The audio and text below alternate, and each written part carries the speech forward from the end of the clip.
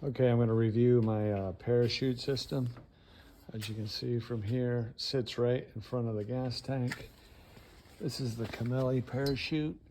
Okay, here's the pressure reading. It pretty much sits there for a year now, sitting right there. So it doesn't lose pressure easily.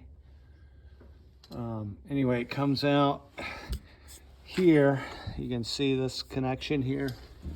Moves up around, and then there is where I would pull it if I need to. It's right over my head. You remove this before flight. That just locks it in there so you don't accidentally pull it.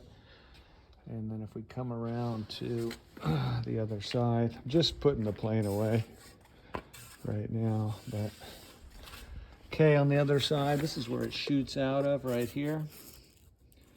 And then I have it connected.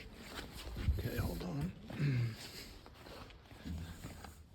This is where it connects to the plane right here. So it'll shoot out right there. Out there, the wind will blow it back. May hit the wing a little bit coming out. And then this is where it's gonna pull down at. So probably sit a little bit nose down when you're coming down if you had to use it.